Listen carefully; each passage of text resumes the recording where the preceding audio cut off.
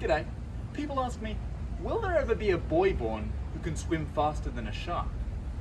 People also ask me, how do I run faster? The short answer is move faster than you have previously. The slightly longer answer is in this video.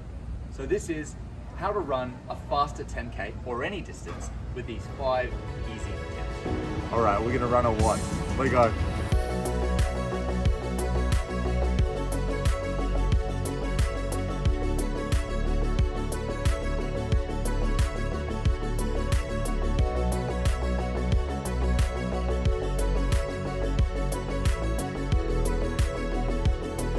Hi, buddy.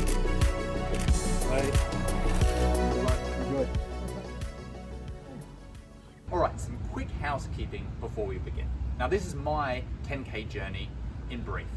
In 2018 I ran Bridge to Brisbane 10K in 46 minutes. By 2021 I ran my first sub 40 minute 10K. July 2022, Gold Coast Marathon had a 10K event, I ran 37 minutes. February 2023 I ran the GC Suns 10K in 34:54. By May 2023 I ran 34:08 in a training.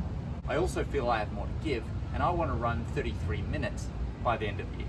I've learned a lot over this time, but I still have a lot more to learn. Now I want to share what I've learned with you to help you rip your 10K PB to shreds. Next up, if you find this video helpful, please consider subscribing to my channel. All right, let's get on with 5 easy tips to help you absolutely annihilate your 10K PB.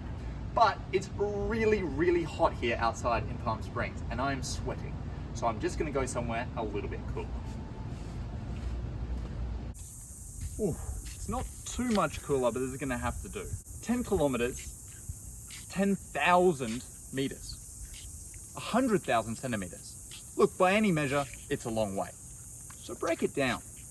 Instead of running 10 kilometers 3 to 4 times a week, which don't think you're gonna see much improvement in your 10K PB, look at breaking down the distance.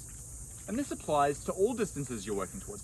If you're looking at a marathon, you should work on your 10 to 15K tempos. And if you're looking at the half marathon, look at your 10K and your 5K times. Now for 10K, I'd break it down to look at the 5K distance and the 3K distance.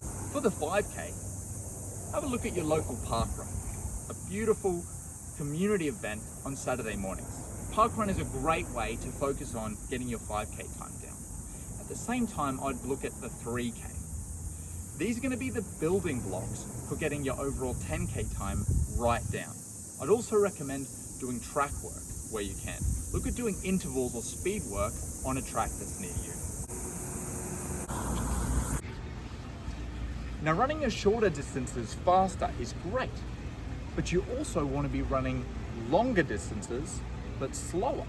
So to be crushing the 10K, you don't want 10 kilometers to be the furthest that you've run. So you want to make sure you're including a long run at least once a week. And what this means is building it up.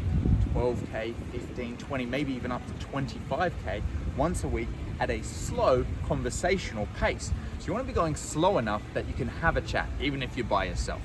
Maybe chat every so often so you know you're running at a slow enough pace. You just want the emphasis here to be running longer, not faster.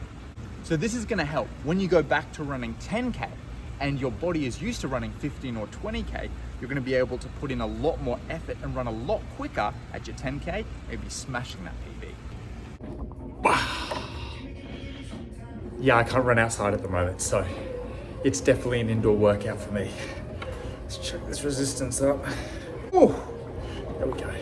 So if we combine number 1, which is running shorter, faster, and number 2, running longer but slower, we get number 3. Number 3 is variety and consistency.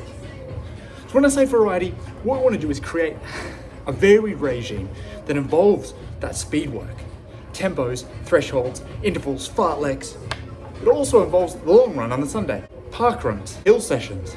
A varied regime is going to keep your body guessing. It's also going to keep your mind fresh and motivated. At the same time, you want to focus on consistency. Now, that might sound like it's counterintuitive to variety. Variety changing things, consistency keeping things the same, but they work together. Variety is about the regime itself. Consistency is about doing the regime for a long period of time, not expecting PBs immediately, but knowing they will come if you stick to it. The other thing you want to keep in mind is not overtraining. Now, I know I've suggested a lot of different speed sessions. That doesn't mean you should be doing these speed sessions, all of them every week. You need to balance the hard efforts you do during a week, the sessions you do, with slower, easier jogs throughout the week. This means you'll keep fresh for the hard sessions and not tire yourself out like this.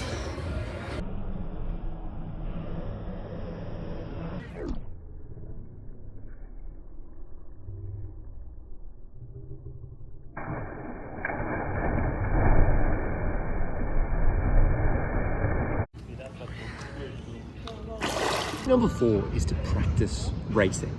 So you can find races in your local area. For me, some examples include Bridge to Brisbane, which I love, Gold Coast Suns run, GC50, GC30, these are all in my local area. What I also recommend is not only doing 10k races, but doing races of distances that are more than 10k, 12 to 15k for example. These allow you to practice racing, maybe at a slower pace, but for a longer distance. And when you go back to that 10k, you're going to be able to put in more effort and run faster for your 10k. Racing is also really fun, and it gets you in the mindset of practicing how to race. When you get to that race day where you really want to crack your 10k PB, you're going to do really well.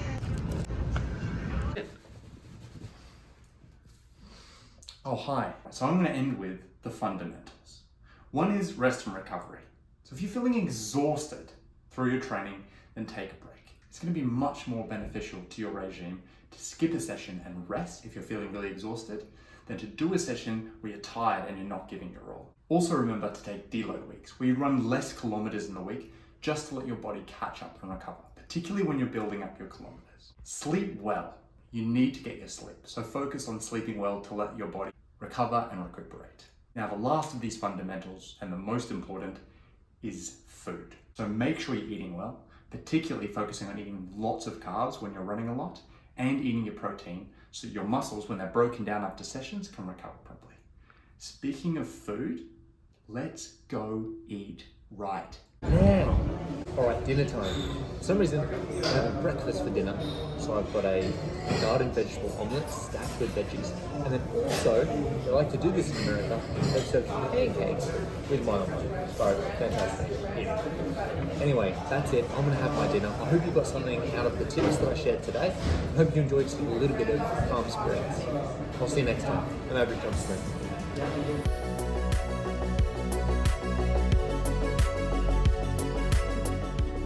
And to the original question, if you're wondering, the answer is yes. Michael Phelps' top speed is about 9 kilometers per hour. The top speed of the Greenland shark is 2.6 kilometers per hour. It's so slow, in fact, that biologists are confused as to how they can eat a diet of seals, given even the seals are much faster.